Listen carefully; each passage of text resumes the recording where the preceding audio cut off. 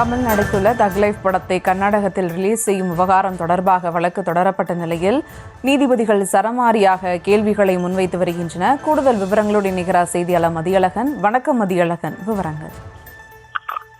தக் திரைப்படத்தை கர்நாடகாவில் விதிக்கப்பட்ட தடைக்கு எதிராகவும் படத்தை கர்நாடகாவில் திரையிட அனுமதிக்க உத்தரவிட கோரியும் உச்சநீதிமன்றத்தில் பெங்களூருவை சேர்ந்த ஒரு நபர் சார்பில் மனுவானது தாக்கல் செய்யப்பட்டிருந்தது. இந்த மனு நீதிபதி உஜ்ஜல் புயான் மன்மோகன் அமர்வில் நீதிபதிகள் உஜ்ஜல் புயான் மன்மோகன் அமர்வில் இன்றைய தினம் விசாரணைக்கு வந்தது. அப்பொழுது மனுதாரரான பட தயாரிப்பாளர் தரப்பில் கர்நாடக அரசு தரப்பு தாக்கல் செய்துள்ள பிரமாண பத்திரம் அடிப்படையில் பாதுகாப்பு என்பது உறுதி செய்யப்பட்டிருக்கிறது. மேலும் திரைப்படம் வெளியாவதற்கும் உறுதுணையாக இருப்போம் என்று தெரிவிக்கப்பட்டிருக்கிறது. எனவே கர்நாடக அரசு தாக்கல் செய்த பிரமாண பத்திரத்தில் குறிப்பிட்டிருக்கக்கூடிய விஷயங்களை தாங்கள் ஏற்றுக்கொள்வதாக பட தயாரிப்பு நிறுவனம் சார்பில் தெரிவிக்கப்பட்டது. முன்னதாக தக் லைஃப் திரைப்படம் கர்நாடகாவில் வெளியிட அனுமதிக்கப்படும் என்றும் அவ்வாறு வெளியிடும் திரையரங்குகளுக்கு பாதுகாப்பு அளிக்கப்படும் என்றும் கர்நாடக அரசு பிரமாண பத்திரம் தாக்கல் செய்திருந்தது. இதனடுத்து நீதிபதிகளை பொறுத்தவரை அப்படியானால் இந்த வழக்கை முடித்து வைத்து விடலாமா என்ற ஒரு கேள்வியை நீதிபதிகள் எழுப்பினர். அதற்கு மனுதாரரான மகேஷ் ரெட்டி தரப்பில் இது போன்று தொடர்ச்சியாக பல நேரங்களில் முட்டுக்கட்டை ஏற்பட்டு வருகிறது. எனவே வருங்காலத்தில் இது போன்று நடைபெறாமல் இருக்க உரிய வழிகாட்டு நெறிமுறைகளை நீதிமன்றம் வகுக்க வேண்டும். மேலும் படம் இவ்வளவு தாமதமாக வெளியிடும் பொழுது அதன் மார்க்கெட் போய்விடுகிறது. எனவே அதற்கான இழப்பீட்டையும் உறுதி செய்யும் வகையில் வழிகாட்டு நெறிமுறை உருவாக்க வேண்டும் என்று கோரிக்கை விடுத்தார். கர்நாடக அரசு தரப்பில் இந்த விவகாரத்தில் கர்நாடகா சினிமா திரைப்பட வர்த்தக சபை மன்னிப்பு கூறியதோடு படத்தை வெளியிட மாட்டோம் என்று அவர்களாகவே தெரிவித்திருக்கிறார்கள். அவர்கள் வெளியிடும் பட்சத்தில் நாங்கள் எந்த வகையிலும் பாதுகாப்பு கொடுப்பதற்கு தயாராக இருப்பதாக தெரிவிக்கப்பட்டது.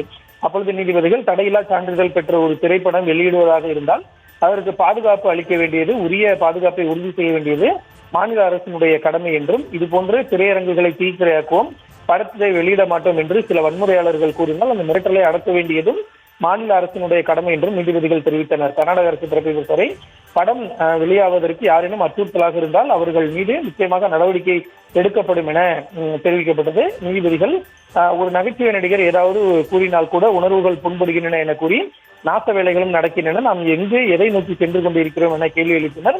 நாளை இதே போன்று ஒரு நாடகத்துக்கு எதிராகவோ கவிதைக்கு எதிராகவோ கும்பல்கள் மிரட்டல் விடுக்கக்கூடும், இதனை அனுமதிக்க முடியாது என்றும் நீதிபதிகள் திட்டவட்டமாக கூறினர். கர்நாடக திரைப்பட வர்த்தக சபை சார்பில் ஆஜரான வழக்கறிஞரை பொறுத்தவரை இந்த விவகாரத்தில் கமலஹாசன் மன்னிப்பு கோர வேண்டும் என வலியுறுத்தினார். இதற்கு நீதிபதிகள் அதனை ஏற்க மறுப்பு தெரிவித்ததோடு கமலஹாசன் ஏதேனும் கருத்து தெரிவித்திருந்தால் நீதிமன்ற அவமதிப்பு வழக்கு தொடரலாம், பதில் அறிக்கை விடலாம், அதற்காக திரைப்படத்தை வெளியிட தடையாக இருக்கக்கூடாது, சட்டத்தை கையில் எடுக்கக்கூடாது என்றும் கண்டனம் தெரிவித்தனர்.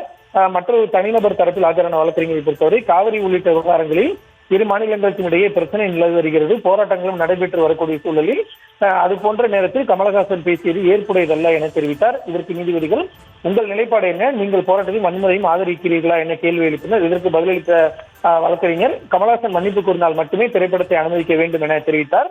இதற்கு நீதிபதிகள் இங்கு மன்னிப்பு கோர வேண்டும் என்ற கேள்வி எங்கே எழுகிறது, தேவைப்பட்டால் நீங்கள் தனியாக வழக்கு தொடரலாம் என்று நீதிபதிகள் தெரிவித்தனர். இதனையடுத்து பட தயாரிப்பாளர் நிறுவனத்தை பொறுத்தவரை திரைப்படம் வெளியிடப்படாமல் கிடப்பிலேயே வைத்துள்ளதால் 30 கோடி ரூபாய் அளவிற்கு இழப்பு ஏற்பட்டுள்ளதாக தெரிவித்தார். இதனையடுத்து நீதிபதிகள் பிறப்பித்த உத்தரவில் தக் லைஃப் திரைப்படம் வெளியிடுவதற்கு கர்நாடக அரசு முழு பாதுகாப்பு வழங்க வேண்டும், திரைப்படம் வெளியாகும் போது வன்முறைகள் ஏற்பட்டால் அதனை அரசு அடக்க வேண்டும், வன்முறையாளர்கள் மீது கடுமையான நடவடிக்கை எடுக்க வேண்டும் என உத்தரவிட்டுள்ளனர். குறிப்பாக படம் திரையிடுவதற்கு யாரேனும் தடையாக இருந்தால் அவர்கள் மீது கிரிமினல் மற்றும் சிவில் வழக்குகளை பதிவு செய்ய வேண்டும் என்றும் கர்நாடக அரசுக்கு நீதிபதிகள் உத்தரவிட்டுள்ளனர்.